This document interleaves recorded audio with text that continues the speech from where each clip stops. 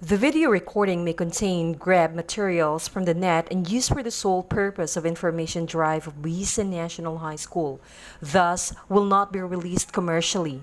All participating individuals in the clips, including the parents and students, voluntarily agreed to craft for informational purposes only.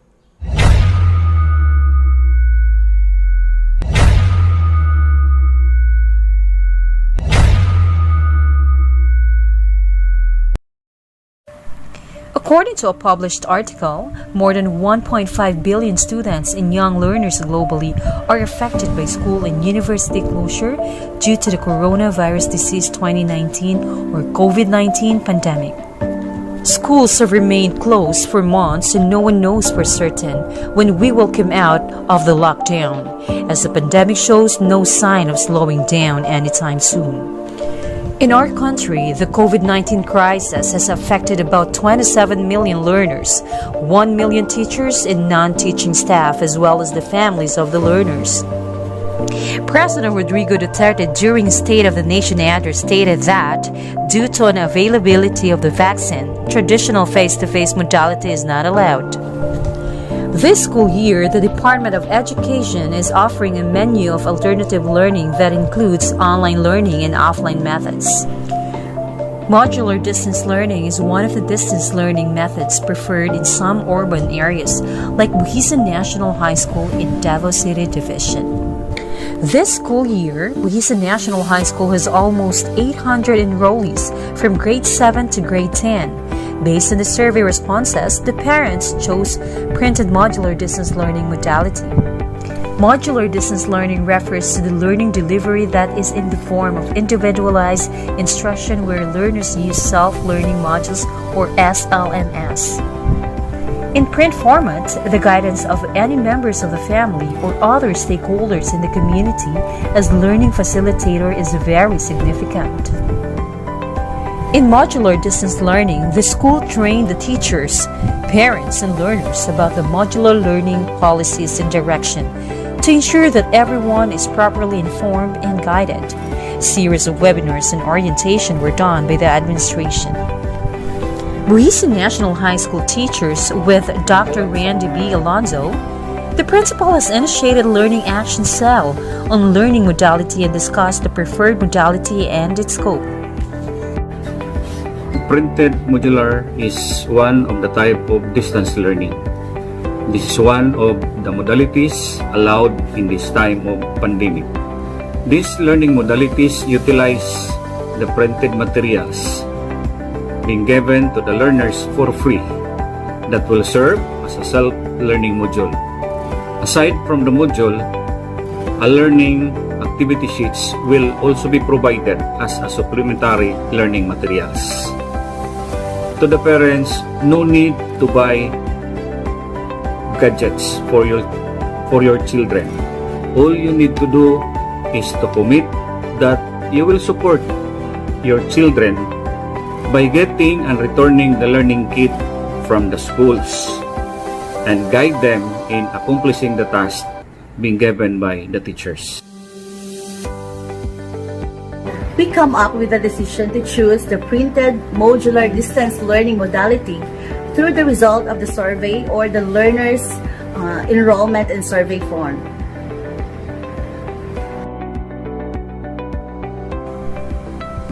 In the preparation of the modules, soft copy of the modules were sent to the school from the division office through its school email address.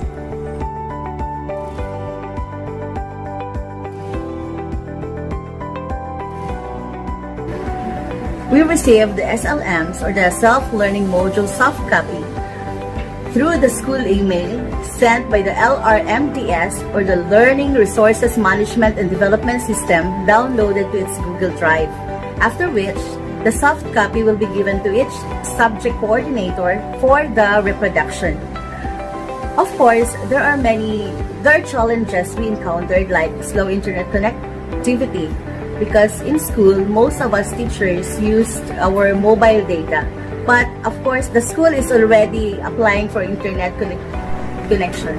Subject coordinators were given printer and bond papers for the reproduction of the modules.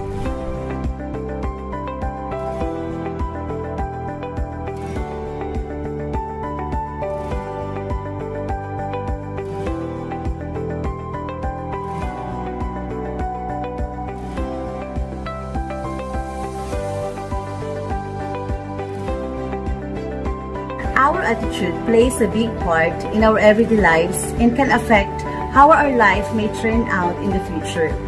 You can choose whether to have a good or a bad attitude, but in order for us to overcome this trying time, it is important to have a good attitude. Because if you have a good attitude, you will be the kind of person who works hard and you are a believer in the fact that life is for living. So whatever we experience, always remember that life must go on. As we face this pandemic, a lot of challenges we encountered, especially to the Department of Education, how to produce modules to our beloved students. Our challenge is on the reproduction of module. This, we the Buhisan National High School purchased printers and bond papers for each learning areas. Each subject coordinators were given supplies, suffice their needs for learning materials.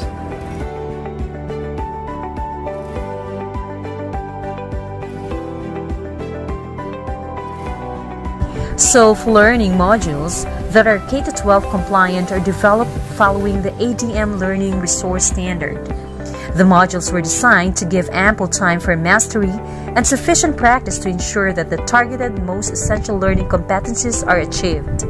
Clearly defined goals are attained within the specific time frame by taking into consideration the learner's learning capacity based on his grade level.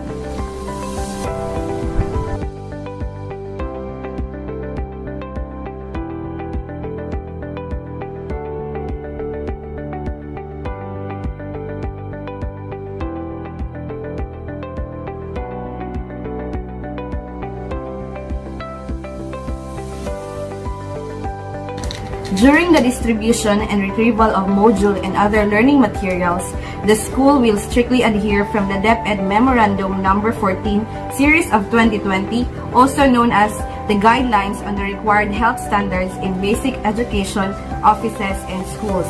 Parents and guardians will comply with the minimum health requirement. The school also initiates to design a dark room that will serve as storage and disinfection area of the retrieved materials before distributing it to the teachers for checking. Here in Buhisan National High School, together we beat COVID-19. To the parents, let me assure you that the Department of Education is doing its best, particularly the Buhisan National High School community, to provide your children a learning modality that is based on your choice and suited to our community and geographical location. And I am assuring you that Buhisan National High School is now ready to serve you on your needed learning materials, and the health protocols are in place. With that, I am asking you to just follow the guidelines, because by doing so, you cut the transmission of the virus, you protected yourself, your family, and the people. In claiming the module, parents and guardians must follow the COVID-19 protocol and guidelines. Upon entering, parents should wear a face mask, pass through a foot bath, temperature scanning and sanitizing with an alcohol. Hand washing facility is also available inside the school. The school sets every Monday as a schedule in claiming the learning kits by year level and per section to avoid crowding inside the school campus. Parents and guardians should always observe the social distancing ruling. Parents with more than one child, they can claim the modules in one schedule. Parents should always log in upon the claiming the learning kit for monitoring purposes. In the event that parent failed to claim the module due to a valid reason, the remaining module will be sent through the Barangay Functionaries Initiative. Members of the family has a significant role in modular distance learning. Parent will co-monitor and co-supervise the progress of their children. They can directly contact the subject teacher regarding their student status through online and offline approach.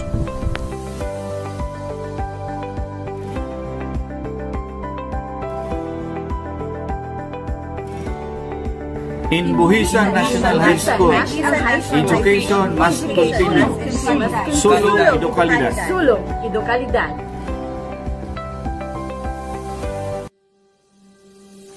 The COVID-19 pandemic presents an opportunity of the education sector to come together to forge connections and share what works. Obviously, the perennial support of the stakeholders are needed now more than any time to materialize the plan of DepEd. Isipikanan ako naghandog ko ng pauman lang po akong anak kasi meron lang po sila bisag para despite sa actual situation karon na pandemic na amo gyapon imuha na magpadayon gihapon ang iyahang pagkatong sa pagsabalay ra kay kini lang ang iyahang susi sa iyahang mayong kaugma. Ang gusto ko makahuman lang akong anak sa akong pag-eskwela kay para mahuman siya ng iyang education. Gusto ko na po nga makalampos yun siya nga maka-eskwela niya sa karon. Sa karon nga pandemya, ako na pa rin kamutan niya maka-eskwela siya.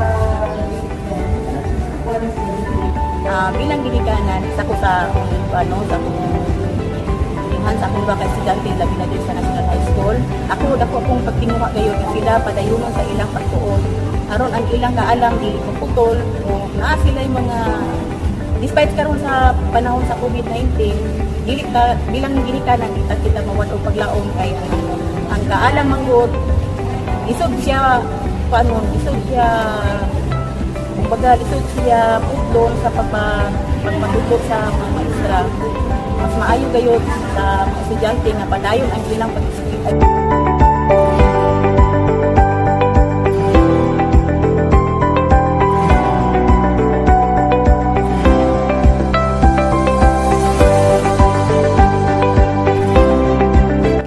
From the printing of the self-learning modules, the teachers will go over its content, including various activities leading to its assessment, aligned to the presented objectives and learning competencies.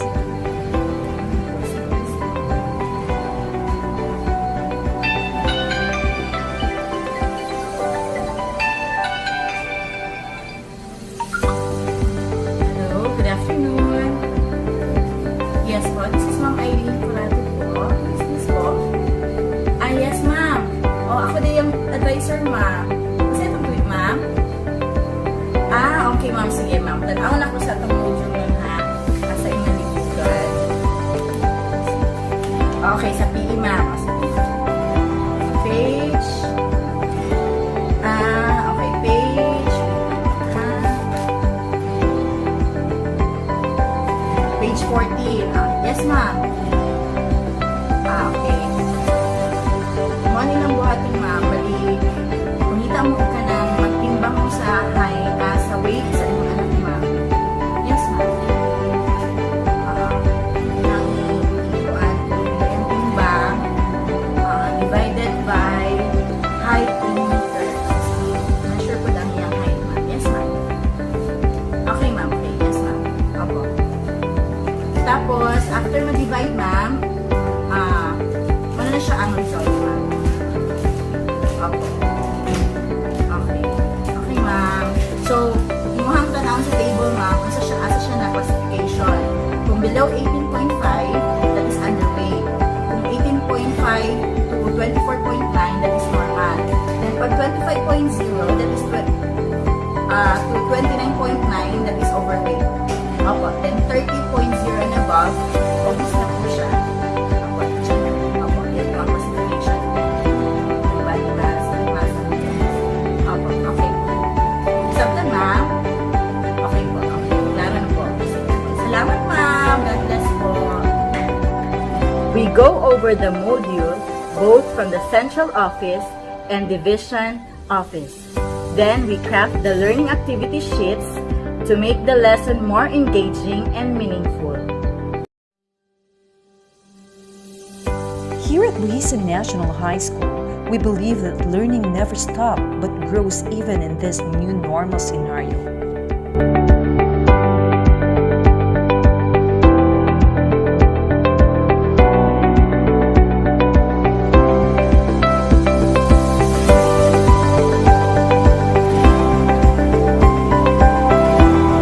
Adlaw sa tanan, inubanan sa mga